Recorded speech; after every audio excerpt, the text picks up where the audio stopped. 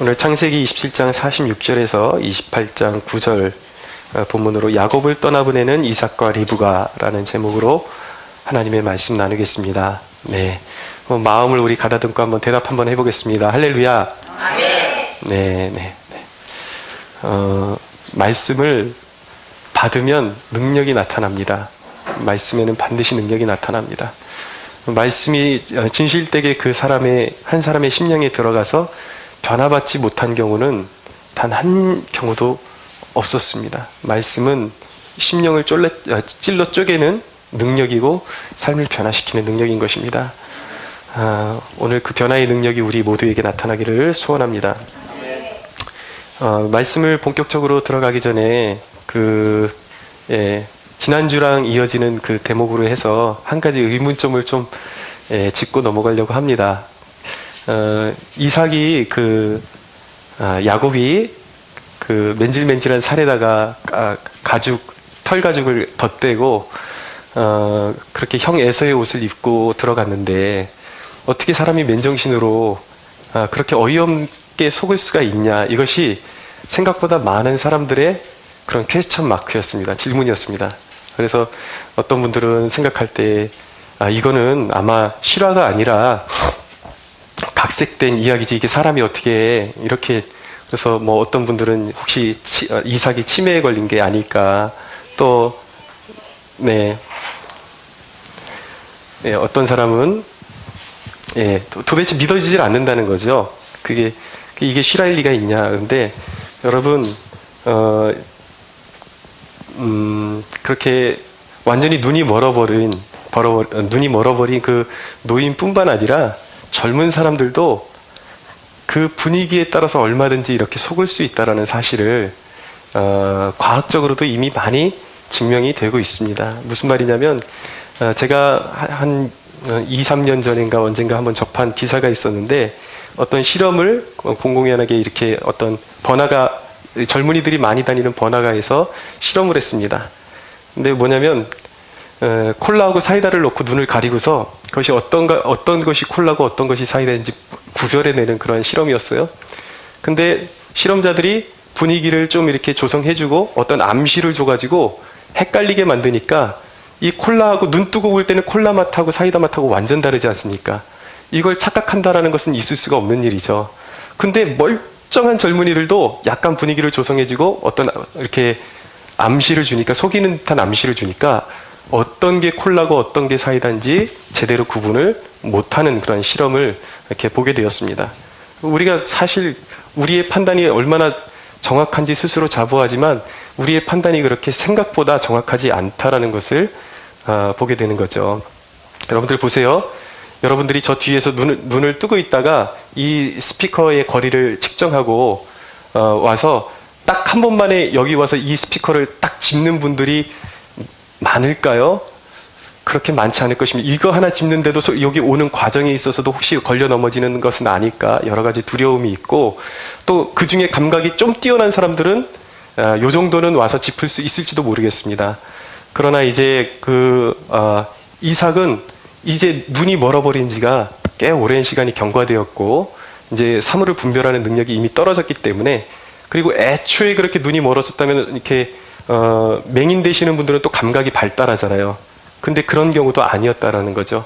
나이가 들면서 그런 감각이 소멸되면서 이런 이제 실수를 저지르게 되었다라는 것입니다.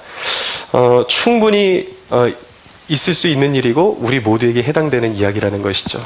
우리가 판단한 그 모든 것들이 정확하다고 그렇게 자부하지만 우리가 판단하는 것들이 사실은 얼마나 어이없고 실수투성이인지 우리가 깨달을 필요성이 있다는 것입니다. 여러분, 하나님 한 분만이 정확하심을 기억하십시오. 하나님의 말씀을 우리가 마음에 새기고 순종해야 하는 것입니다. 오늘 이제 말씀을 본격적으로 들어가면서 각 단락에 있는 이제 영적인 교훈들을 살펴보기를 원합니다. 이 단락단락에 이제 중요한 영적인 교훈들이 숨어 있는데, 먼저 첫 번째로 46절을 한번 읽어보겠습니다. 27장 46절 같이 한번 읽어볼까요? 시작.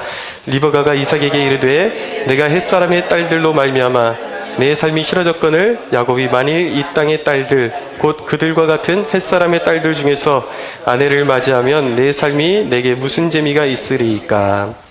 아멘.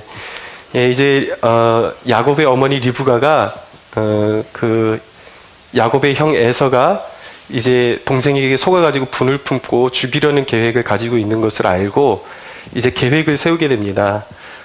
그래서 이제 야곱을 아버지인 이삭을 설득해서 그 외갓집으로 이제 피신을 보내기 위한 그런 계획을 세우고 있는 대목을 보여주는 것이죠. 여러분, 에서라는 인물은요, 불순종 때문에 그 세상에 한을 품고 살아가는 존재가 되었습니다. 동생을 죽이고자 하는 한을 품고 아버지가 이제 눈을 감자마자 동생을 죽여버리겠다. 그렇게 이제 한을 품고 있는 것이죠.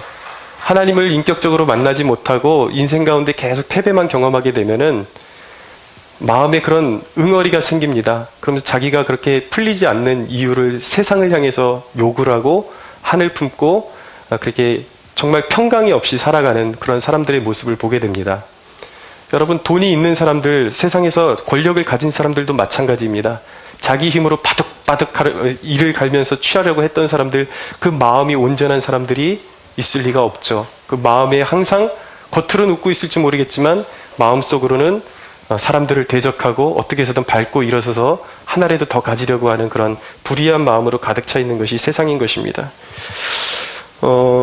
리브가가 야곱을 구원할 계획을 세운 것이 무엇이냐면 이제 결혼을 빌미로 해서 야곱에게 이제 좋은 그런 배우자를 구하게 만들기 위해서 그것을 이제 빌미로 해서 리브가 자신의 고향인 밧단 아람으로 보내려고 한 것이었습니다.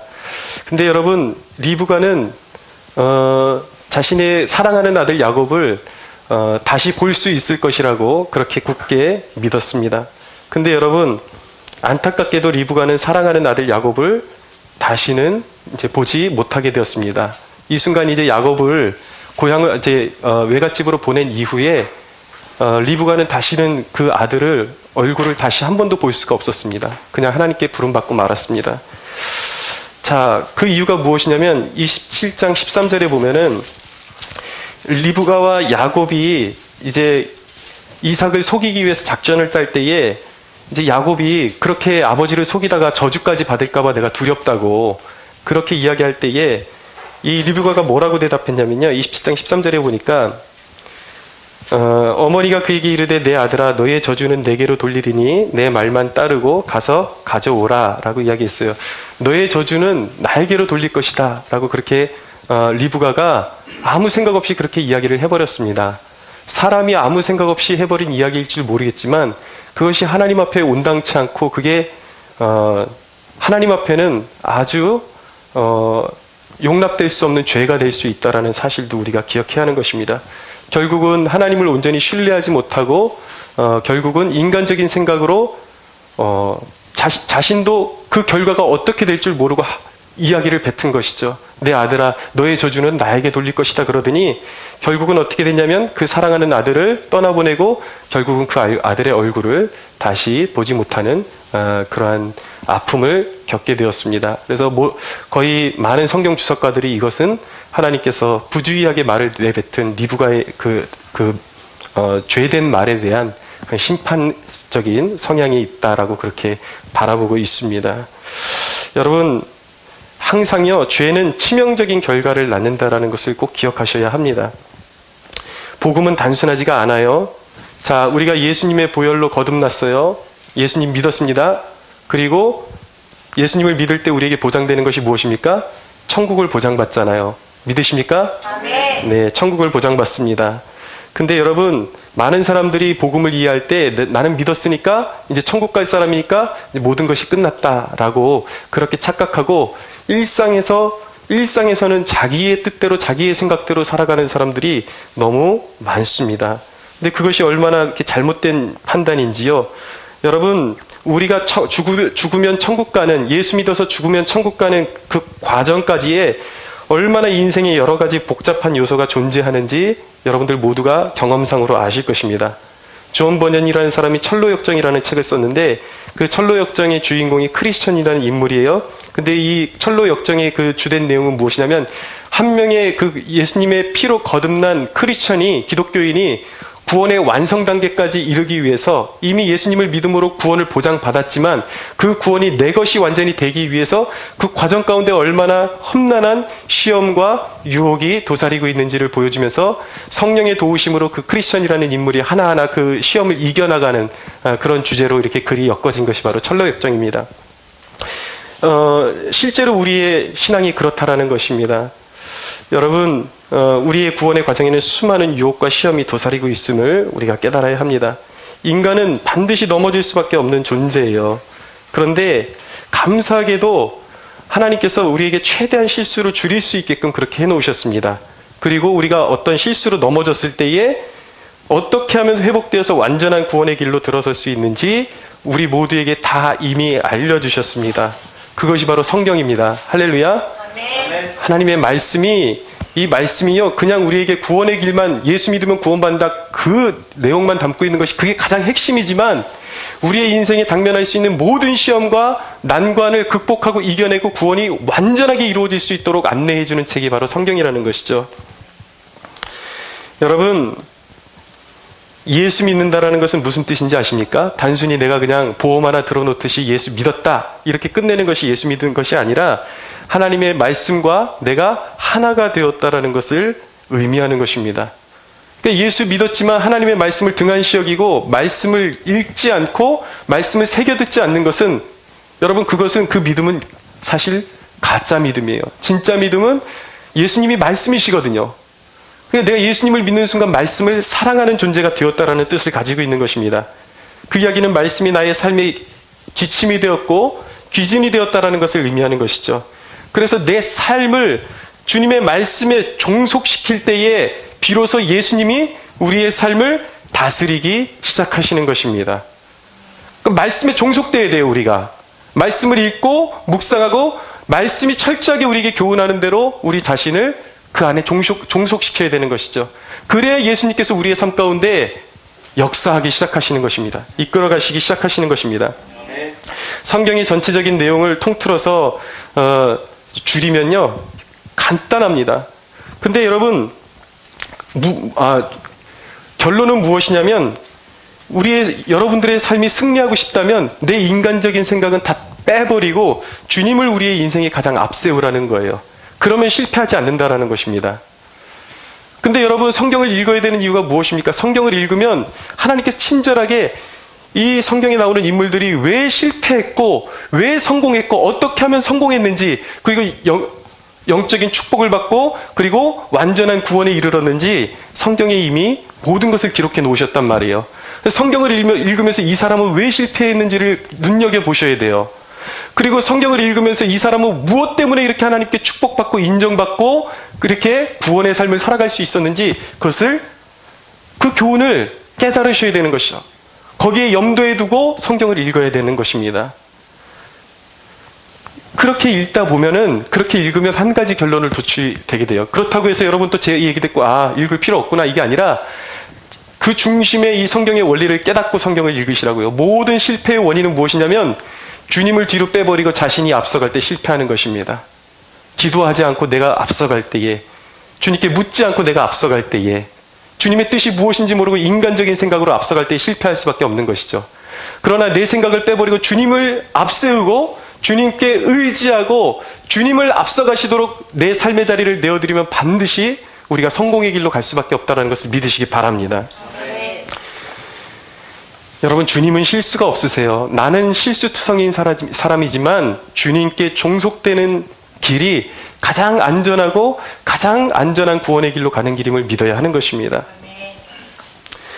자, 이제 크게 두 번째 대목으로 넘어가서 야곱을 위한 이삭의 당부와 축복이 주어지고 있습니다. 먼저 이삭의 당부를 먼저 한번 보겠습니다. 1절에서 2절, 28장 1절에서 2절을 한번 읽어보겠습니다. 시작. 이삭이 야곱을 불러 그에게 축복하고 또 당부하여 이르되 너는 가나안 사람의 딸들 중에서 아내를 맞이하지 말고 일어나 바단 아람으로 가서 내 외조부 부두엘의 집에 이르러 거기서 내 외삼촌 라반의 딸 중에서 아내를 맞이하라. 아멘. 이제 그 리브가의 그 조언을 따라서 이삭이 야곱을 불러서 이제 당부를 합니다. 그러면서 이제 너의 아내를 가나안 여인들을 중에서 아내를 맞이하지 말고 너의 외조부에게 가서 밧단 아람으로 가서 거기서 너의 아내를 취하라. 그렇게 당부를 하죠. 약속의 자손들에게 있어서 결혼은 아주 중요한 주제입니다. 가나안 여인 중에 말고 외삼촌 라반의 딸 중에서 취하라는 그 대목에서는 우리에게 주는 깊은 영적인 그런 교훈이 여기에 들어있는 것입니다.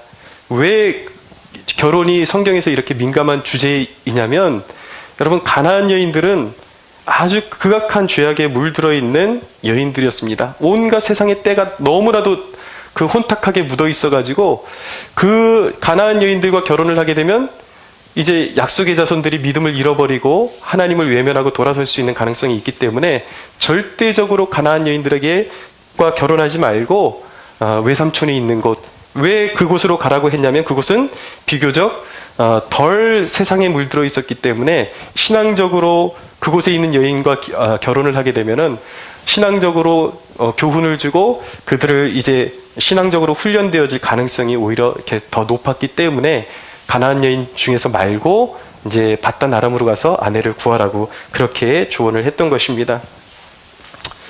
여러분, 제가 앞에서 설교를 하는데 설교는 무엇이냐면 설교는 전쟁입니다. 잘 들어주십시오. 설교는요, 전쟁입니다. 무슨 전쟁이냐면 사람들의 마음에는 여러분들이 일주일 동안 세상에서 살다가 돌아오시면요, 여러분들도 알지 못하는 사이에 세상의 것들로 가득 채워져 있을 수 있습니다. 그것이 우리가 쫓아내야 되는 이방 여인들이에요. 우리의 마음이 그렇게 더럽혀져 있다는 것이죠. 그것을 우리가 모르고 지나칠 때에 모든 축복을 까먹을 수도 있다는 사실을 기억해야 하는 것입니다.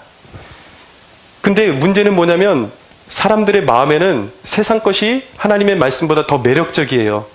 더 귀 기울이고 싶습니다. 그리고 놓기 싫어요. 그래서 여러분 설교는 전쟁이에요. 여러분들의 마음속에 있는 그 은연중에 들어와 있는 죄성과 그것을 버리라고 촉구하면서 그것을 버려야지만 하나님이 축복해 주실 수 있다는 것을 선포하면서 저는 여러분들과 끊임없이 이렇게 부대끼면서 제가 하나님의 뜻을 선포하는 것이죠. 그렇기 때문에 설교는 전쟁인 것입니다. 여러분, 설교가 하는 일은 무엇이냐면 사람들의 마음 가운데 그런 이방 여인에 붙잡혀 있는 그런 마음들을 보게 해줘서 그 이방 세력의 이방 여인에게 붙잡혀 있는 사람들을 다시 사로잡아서 그리스도께로 중매하는 역할을 하는 것이 바로 설교자인 것입니다. 여러분, 이방 여인들을 다 몰아내셔야 돼요. 그리고 그리스도 예수님과 함께 결혼하셔야 합니다. 할렐루야. 아멘. 사도 바울이 자신이 하는 역할을 뭐라고 고백을 했냐면 이렇게 고백을 합니다. 들어보십시오. 고린도후서 11장 2절에 보면 내가 하나님의 열심으로 너희를 위하여 열심을 내노니 내가 너희를 정결한 처녀로 한 남편인 그리스도께 드리려고 중매함이로다 라고 말씀하고 있습니다. 그러나 나는 뱀이 그 간계로 하와를 미혹한 것 같이 너희 마음이 그리스도를 향하는 진실함과 깨끗함에서 떠나 부패할까 두려워하노라 라고 말씀하고 있어요. 설교자가 하는 역할이 이거라고요. 잘 들으셔야 됩니다. 그래서 여러분 어떤 죄를 지적할 때에 축복받을 사람과 그렇지 못한 사람의 반응은 극과 극으로 달립니다. 축복받을 사람은 내 삶에 부대끼는 내용이 설교로 들어올 때에 설교가 선포될 때에 어떻게 생각하냐면 아 그렇지 내가 이런 지금 마음의 죄악이 있구나 내 삶에 이런 죄악이 있구나 깨닫고 그 죄를 버리기를 원하는 것이죠. 그러니까 회개가 일어나면서 축복을 받을 수밖에 없는 거예요. 그런데 반면에 반대로 작용하는 사람들이 있습니다. 설교가 선포될 때에 아, 기분 나쁘게 나를 지적하고 있네. 그러면서 그것을 받아들이지 않는 것이죠. 그래서 그 마음에 있는 이방 여인들을 쫓아내버리지를 않으니까 계속해서 그 더러움에 물들어 살 수밖에 없고 결국은 영적인 부익부 빈익빈 현상이 나타나는 것입니다. 알아듣는 사람은 계속 자신을 연단해요. 깨끗하게 해요. 그러니까 주님의 임재와 축복이 머물러 있죠.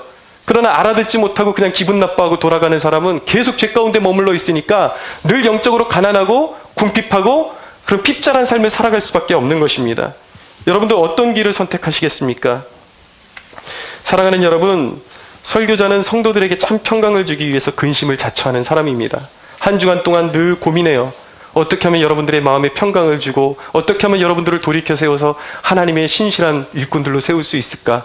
그것을 위해서 저는 제 마음에 평강을 얻는 것을 포기하고 그렇게 살아갑니다. 늘 고민하면서 여러분들을 세우기 위해서 이번에는 어떻게 이 말씀을 선포해야 할까? 그렇게 고민하면서 살아가는 것이죠. 사랑하는 여러분, 어떤 것이 이방 여인입니까? 우리의 마음 가운데 있는 이방 여인은 무엇입니까? 아직도 하나님보다 세상을 더 신뢰하는 마음, 작은 유익을 놓칠까봐 하나님 앞에 내려놓지 못하는 두려움, 아직도 하나님을 자랑으로 삼기보다 세상과 비교하며 살아가는 그 모습들, 여러분, 이런 것들이 바로 하나님을 근심케 하는 이방 여인임을 우리가 깨달을 수 있어야 하는 것입니다. 이 이방 여인들을 쫓아내십시오. 그리고 주님과 결혼하십시오. 정결한 신부가 되기를 결단하십시오. 그것이 축복의 길임을 믿으시기 바랍니다. 교회사 가운데 위대하게 쓰임받았던 찰스 스펄전이라는 19세기의 가장 위대한 설교자로 쓰임받았던 이 스펄전이라는 목사님은 이런 고백을 했습니다. 나는 하나님께 이렇게 기도한다. 만일 내 몸에 있는 피치고 단 한 방울이라도 하나님의 것이 아닌 것이 있으면 그것을 쏟아버리게 하시고, 또 내 머리에 달고 있는 머리카락 치고서 단 한 개라도 하나님께 바친 것이 되지 못한 머리카락이 있으면 그것을 떼어버리게 해달라는 것이다. 왜냐하면 하나님의 것이 아닌 피 한 방울이나 머리카락 한 개는 단지 마귀의 것에 불과하기 때문이다 라고 말씀하고 있습니다. 여러분들의 마음을 살피십시오. 하나님의 뜻이 여러분들의 마음 가운데 비춰질 때에, 세상적인 모든 것들이 비춰질 때 그것을 과감하게 쫓아나기를 결단할 수 있게 되기를 원합니다. 3절에서 4절 한번 읽어보세요. 3절에서 4절 같이 읽겠습니다. 시작. 전능하신 하나님이 내게 복을 주시어 내게 생육하고 번성하게 하여 내가 여러 족속을 이루게 하시고 아브라함에게 허락하신 복을 내게 주시되 너와 함께한 내 자손에게도 주사 하나님이 아브라함에게 주신 땅 곧 내가 거류하는 땅을 내가 차지하게 하시기를 원하노라. 아멘. 이제 이삭이 야곱에게 다시 재차 축복하는 장면을 보여주고 있는 것입니다. 네, 여러분, 이것이 의미가 있는 것은 무엇이냐면 이전에 야곱을 축복했던 그 장면은 속아서 축복을 했습니다. 근데 지금 이제 이삭이 작은 아들 야곱을 축복하는 대목은요, 이제는 정신을 차리고 마땅히 흘러가야 할 축복의 제자리를 찾는 모습이라는 데서 의미가 있는 것입니다. 이삭은 실수를 통해서 깊은 생각을 했을 것입니다. 어떤 생각을 했을까요? 인간적인 생각은 가정을 더 힘들게 만들고 더 많은 부작용을 낳는다라는 것을 그가 비로소 깨달았을 것입니다. 이전에는 속아서 야곱을 축복했지만 이제는 하나님의 뜻을 깨닫고 마음을 재정비해서 축복하고 있는 것입니다. 여러분, 우리 인생에 우리 실수할 수 있습니다. 저와 여러분이나 모두가 약한 사람들입니다. 실패할 수 있어요. 그러나 중요한 것은 무엇이냐면 그것을 통해서 무엇을 배웠느냐가 중요한 것입니다. 그리스도인이 가장 두려워해야 하는 것이 무엇입니까, 여러분? 그리스도인이 가장 두려워해야 하는 것은요, 하나님의 개입이 중단되는 것입니다. 여러분, 잘 들으십시오. 우리가 잘못할 때마다 어떤 징계를 받는 것 있잖아요. 그것은 하나님이 여전히 나를 아끼시고 사랑하고 계시다라는 사인입니다. 하나님이 우리를 끔찍하게 사랑하고 계시다라는 사인이에요. 내가 잘못할 때 그냥 두지 않으시고 징계하시는 게. 근데 정말 두려운 거, 하나님이 정말 화나셨을 때 어떻게 하시는지 아십니까? 내버려 두십니다. 네 마음대로 살아봐. 이게 제일 무서운 거예요. 하나님의 얼굴을 감추어 버리십니다. 은혜를 감추어 버리세요. 하나님의 백성들에게 있어서 제일 두려워해야 할 것은 물질을 잃어버리는 것을 두려워하시면 안 돼요. 하나님의 임재가 내 삶 가운데 사라지는 것, 하나님이 내 삶 가운데 개입하시는 어떤 증거와 사인이 전혀 나타나지 않는 것이 가장 두려운 일인 것임을 우리가 깨달아야 하는 것입니다. 여러분, 우리가 실수를 통해서 부주의한 불순종이 하나님과 나 사이를 얼마나 갈라놓고 그 관계를 회복하기란 정말 피눈물을 쏟는 그 아픈 과정이 필요하다는 것을 우리가 배우고, 그 배움을 통해서 이제는 그 실패를 거울 삼아서 기쁨으로 순종하는 자가 되었다면 정말 값진 것을 배운 것입니다. 여러분, 그것을 배우셔야 돼요. 저는 여러분들이 이런 값진 교훈을 배우기를 소원합니다. 정말 실수를 통해서, 실패를 통해서 다시 옛날의 모습으로 돌아가는 것이 아니라, 내가 정말 불순종하고 실수했을 때에, 불순종 때문에 내가 죄악을 범했을 때에 하나님이 나와 멀어지는 것이 그것이 가장 큰 불행이고 두려움이며, 그 하나님과의 그 관계를 회복하는데 얼마나 피눈물을 쏟는 그런 기도와 그런 아픔, 그 과정이 필요한지를 여러분들이 깨달으시고 다시는 옛날과 같은 죄로 돌아가지 않는, 실수를 통해서 더 견고해지고, 이제는 억지로 순종하는 것이 아니라 이제 실수해 봤으니까, 실패해 봤으니까 똑같은 실수하지 마시고 이제는 정말 하나님께서 원하시는 그 축복의 자리로 기쁨으로 하나님 말씀에 순종할 수 있는 저와 여러분들이 되기를 축원합니다. 아멘. 5절을 보세요. 5절 한번 읽어보겠습니다. 시작. 이에 이삭이 야곱을 보내매 그가 밧단 아람으로 가서 라반에게 이르렀으니 라반은 아람 사람 부두엘의 아들이요 야곱과 에서의 어머니 리브가의 오라비더라. 아멘. 자, 5절에 이제 그 야곱을 위해서 하나님께서 예비해 놓으신 한 사람에 대한 소개를 하고 있습니다. 의미심장하게 이렇게 따로 떼어서 한 절을 할애해서 라반에 대해서 말씀하는 것은 무엇이냐면, 이 인물이 바로 야곱을 위해서, 야곱을 진짜 축복의 사람으로 빚어가시기 위해서 하나님께서 예비하신 인물이라는 것을 보여주고 있는 것입니다. 라반은 하나님이 야곱의 연단을 위해서 특별히 예비하신 연단의 도구였습니다. 그는 누구였는가? 라반은 아브라함의 조카의 아들이요 야곱의 어머니 리브가의 오라버니였습니다. 이 사람에 대해서 성경이 뭐라고 소개하고 있냐면, 자, 들어보십시오. 어떤 인물이었는지. 창세기 24장 29절에 보면은 이 사람에 대한 소개가 나옵니다.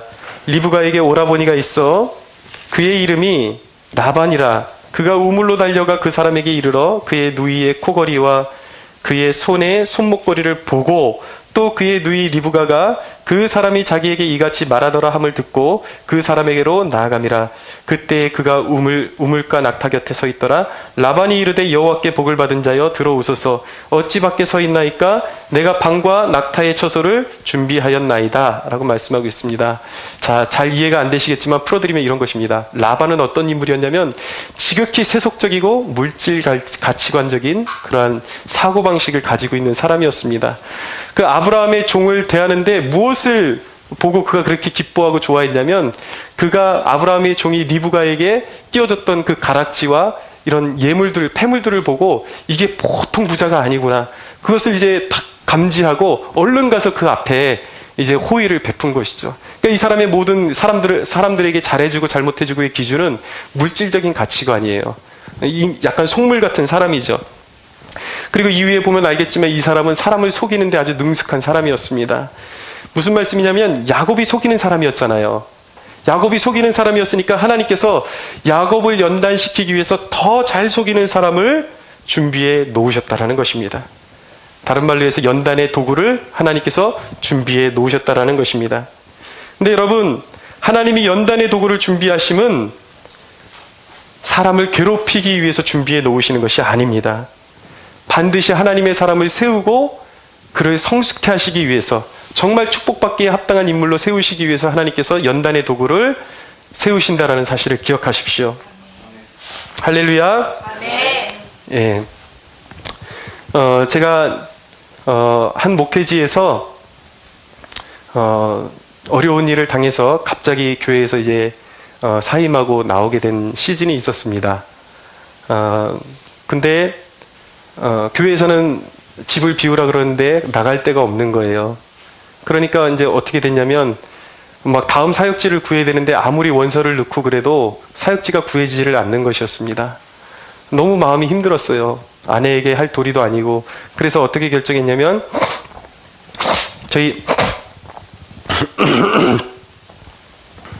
부모님이 인천에 살고 계실 때에 부모님 집도 아주 조금 했는데 그 집의 쪽방에 저희가 들어가서 좀 신세를 지기로 그렇게 결단을 했습니다. 근데 그 당시에 들어갔을 때에 부모님도 여러 가지 경제적으로 어려움을 만나셔가지고 막 집이 기울어가고, 저도 사역지가 구해지지를 않고 마음이 너무 어려워가지고, 그때는 정말 그 마음이 어느 정도로 어려웠냐면, 마치 제가 믿는 하나님이, 제가 하나님에 대해서 그렇게 느껴본 적이 한 번도 없는데 하나님이 마치 저를 이렇게 후라이팬에다가 올려놓고서 막 이렇게 달구시는 것 같은 그런 느낌을 받았어요. 막 팔딱팔딱 뛰게 만들고, 막 진짜 미치겠다, 왜 이럴까 그런 막 그 마음의 어려움이 너무 짙어지니까 어느 날 이제 기분을 좀 이렇게 기분을 환기시키기 위해서 아내랑 명동에 가서 같이 이제 닭갈비를 먹으면서 식사를 한 적이 있습니다.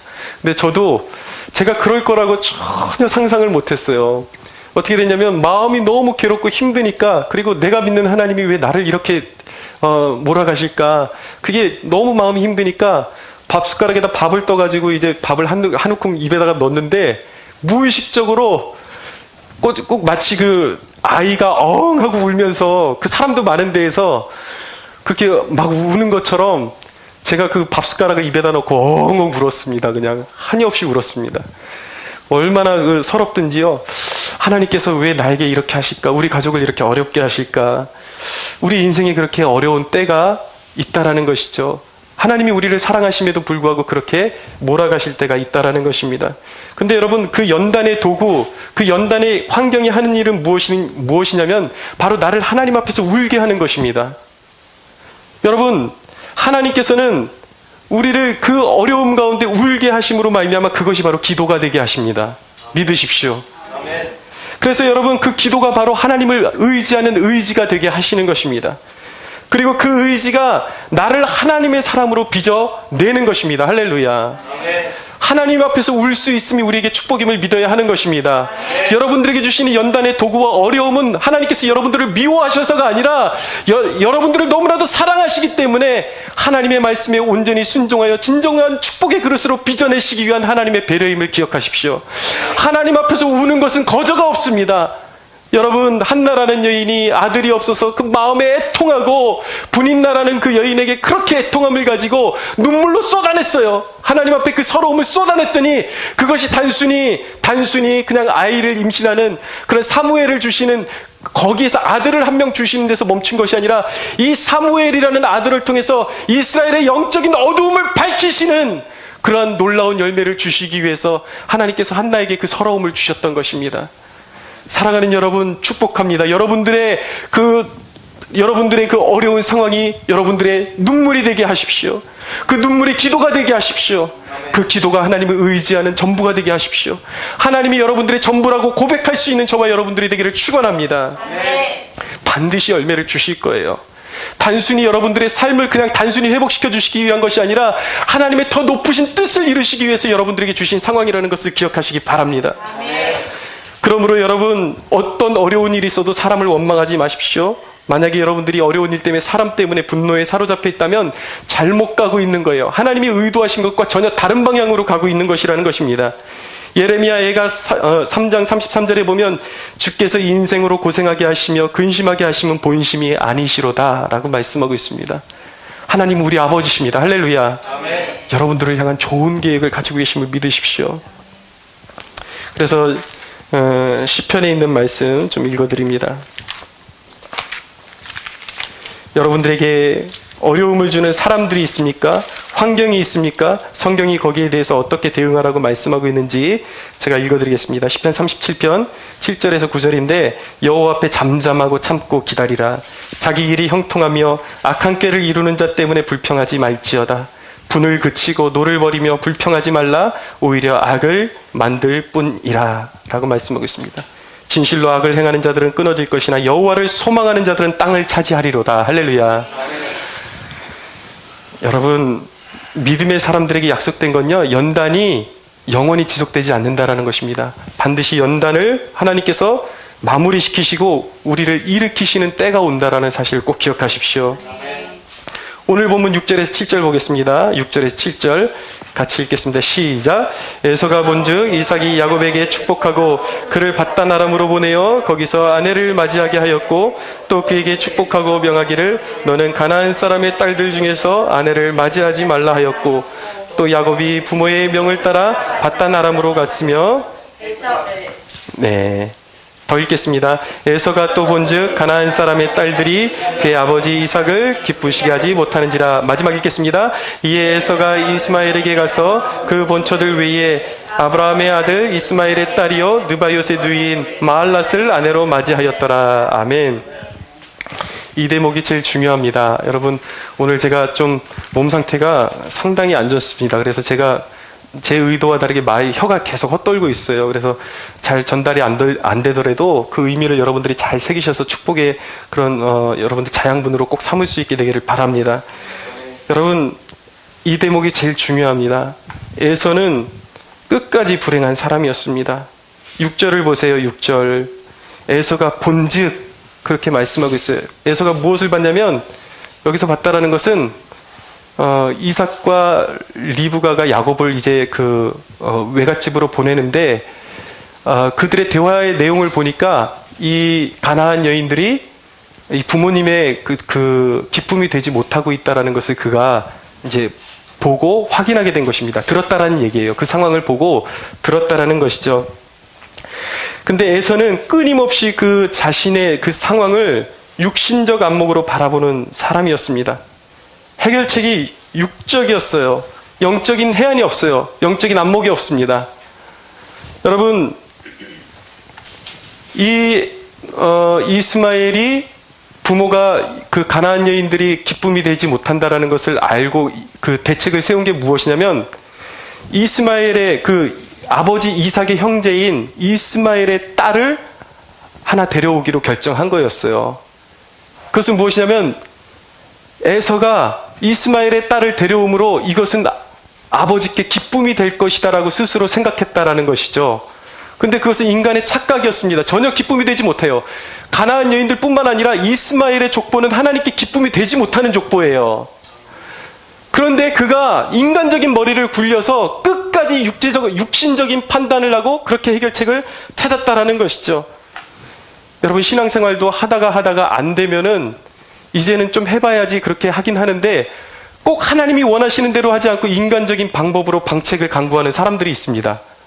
그래놓고 또 안 되니까 그 방법이 통하지 않으니까 또 상처받고 하나님이 있긴 어딨냐고 그렇게 말하는 사람들이 있습니다.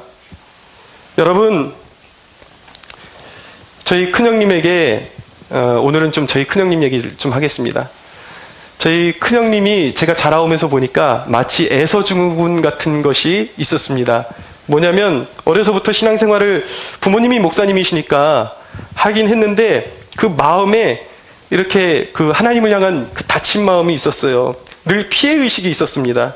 그것이 무엇이냐면 제가 은혜 받고 그러니까 저한테 꼭 그런 식으로 표현하는 거예요. 네 기도는 하나님이 들어주셔도 내 기도는 하나님이 안 들어주신다고. 하나님이 안 들어주신다라는 거예요. 그리고 뭐라 그러냐면 나는 그렇게 기도해도 안 돼. 너같이 헌신하고 봉사해도 하나님이 내게는 아무것도 주시지 않아.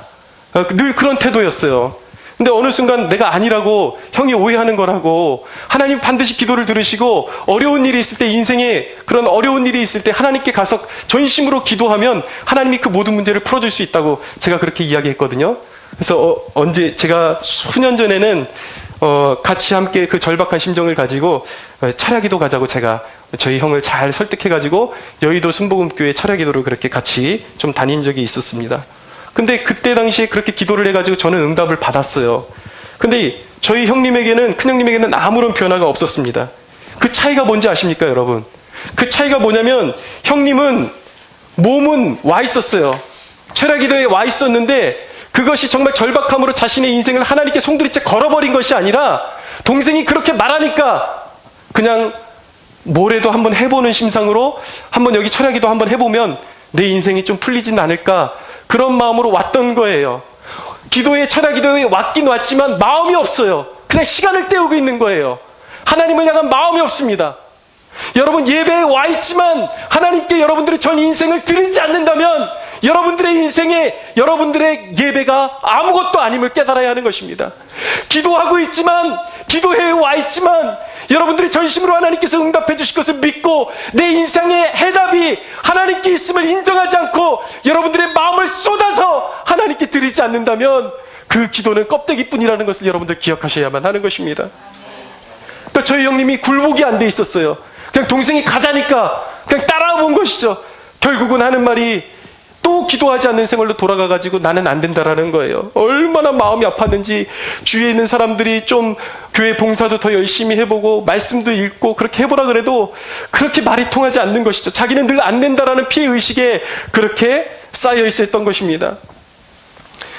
여러분, 근데 너무나도 감사한 게요, 최근에 저희 형님에게 놀라운 변화가 일어나기 시작했습니다. 영적인 주변의 좋은 자들의 말을 듣기 시작했어요. 그러니까 성경을 읽어야 된다 그러니까 형수님하고 이제 성경을 하루에 꼭 시간을 내서 같이 읽기 시작하고 말씀을 마음에 담기 시작했습니다. 그리고 주변에서 순장도 한번 해보라고. 그러니까 그 교회는 순장을 하려면 여러 가지 코스를 거쳐야 합니다. 근데 우리 형님이 그 코스를 다 순종하고 거쳤어요. 절대 사람 앞에서 나 같은 사람은 순장할 수 없고 그런 영적인 리더 할 수 없다고 말했던 사람이 이제 주변 사람들의 그 권고를 듣고 하나님 앞에 복종하고 이제 순장을 하기로 결단을 했습니다. 근데 여러분, 최근에 제가 얼마나 놀라운 소식을 들었는지 아십니까? 저희 형님이 요즘 입만 열면 하나님이 응답해 주신다라는 거예요. 할렐루야. 예, 남의 기쁨에도 좀 같이 좀 기뻐해 주십시오. 입만 열면 응답이 된다라는 거예요. 전 이거구나 그렇게 생각했어요. 너무 기뻤습니다. 당연하지. 제가 마음속으로 그런 생각을 했어요.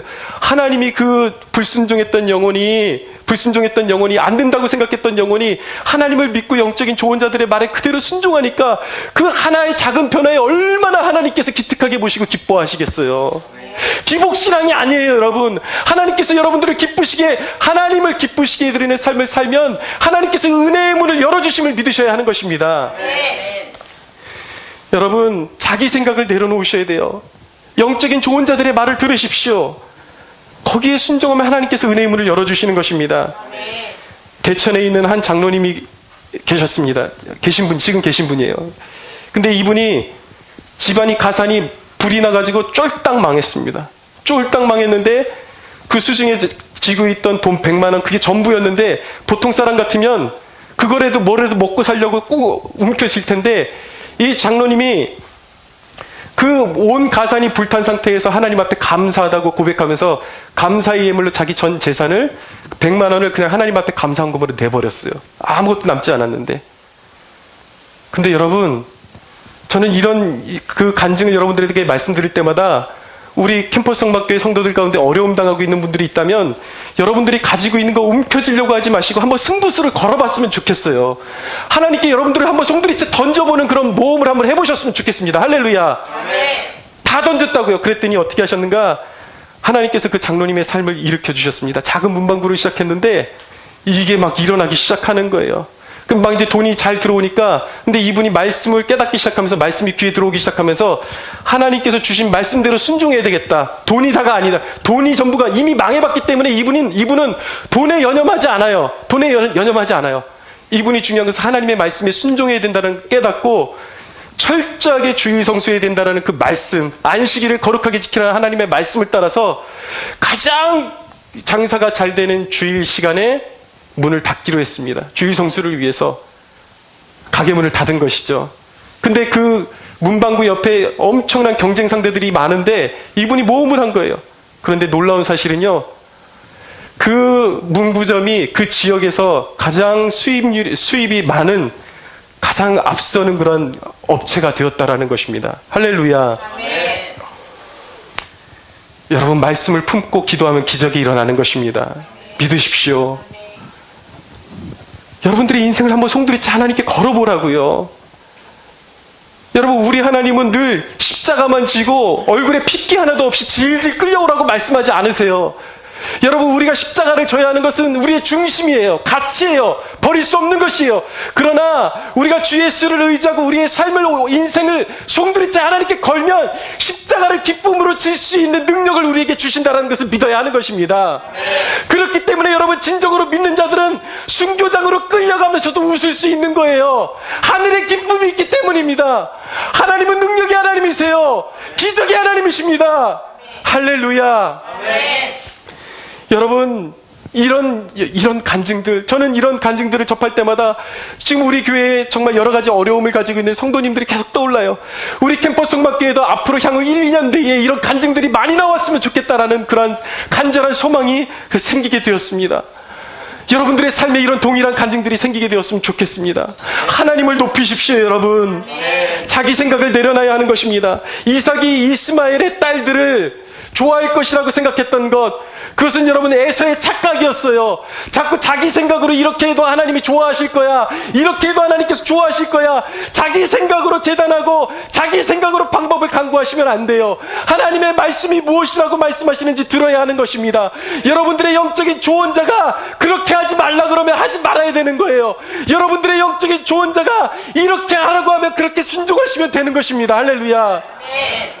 저는 정말 여러분들이 일어서기를 원합니다. 저는 여러분들이 정말 살아나기를 원합니다. 구질구질 살아가는 것이 아니라 하나님께서 주신 풍성한 삶과 자원으로 하나님의 그런 교회를 세우며 하나님 나라를 확장시켜 나가는 그런 멋진 일에 쓰임받는 여러분들이 되기를 축원합니다. 여러분, 왜 전능하신 하나님을 놔두고 인생의 그 쪼무라기 같은 것들, 쓰레기 같은 것들 붙들고 놓지를 못하는 것입니까? 여러분, 정말로 하나님을 신뢰하기 원한다면 기도부터 회복하십시오. 기본기부터 회복하십시오. 세상 일을 가급적 줄이십시오. 새벽 기도를 시작하십시오. 우리 캠퍼스 밖에 목요 집회를 나오십시오. 여러분, 예배만 가지고 안 돼요. 예배가 제일 중요하지만 여러분들의 인생을 위해서 가장 필요한 것은 눈물로 부르짖는 기도임을 믿으셔야 하는 것입니다. 기도자가 되십시오. 기도를 붙잡으십시오. 거기서부터 회복이 시작됨을 믿어야 하는 것입니다.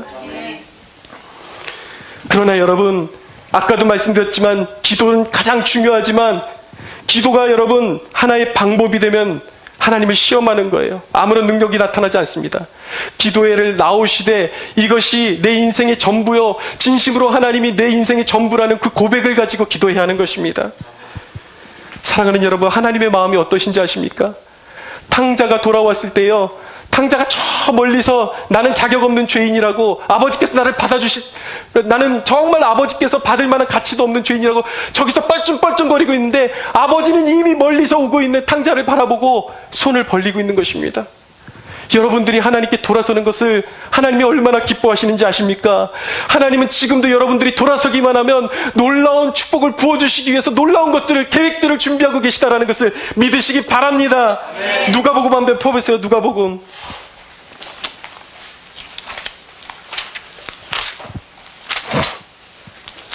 아버지의 마음을 좀 느껴보십시오. 누가복음 15장입니다.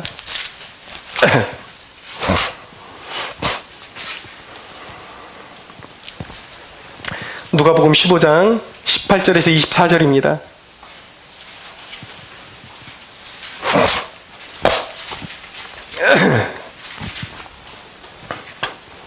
또박또박 같이 한번 읽겠습니다. 15장 18절에서 24절 같이 시작. 내가 일어나 아버지께서 가서 이르기를, 아버지, 내가 하늘과 아버지께 죄를 지었사오니 지금부터는 아버지의 아들이라 일컬음을 감당하지 못하겠나이다. 나를 품꾼의 하나로 보소서 하리라 하고 이제 일어나서 아버지께로 돌아가니라. 아직도 거리가 먼데 아버지가 그를 보고 치근히 여겨 달려가 목을 안고 입을 맞추니, 아들이 이르되, 아버지, 내가 하늘과 아버지께 죄를 지었사오니 지금부터는 아버지의 아들이라 일컬음을 감당하지 못하겠나이다 하나, 아버지는 종들에게 이르되 제일 좋은 옷을 내어다가 입히고 손에 가락지를 끼우고 발에 신을 신기라. 그리고 살찐 송아지를 끌어다가 잡으라. 우리가 먹고 즐기자. 이 내 아들은 죽었다가 다시 살아났으며 내가 잃었다가 다시 얻었노라 하니 그들이 즐거워하더라. 아멘. 여러분, 우리 아버지 예수 그리스도의 하나님, 우리 아버지, 전능하신 아버지는요, 언제든지 여러분들을 위해서 살찐 짐승을 잡아서 잔치할 준비를 하고 계시다는 사실을 믿으십시오. 이것이 아버지의 마음인 것입니다. 여러분, 하나님을 시험하려고 하지 말고 그냥 어정쩡하게 발만 한번 들여놓지 마시고 여러분들의 인생을 손들이지 하나님께 드리십시오. 할렐루야. 반드시 여러분들을 일으켜 주실 것입니다. 우리 하나님께 영광의 박수 올려드리겠습니다.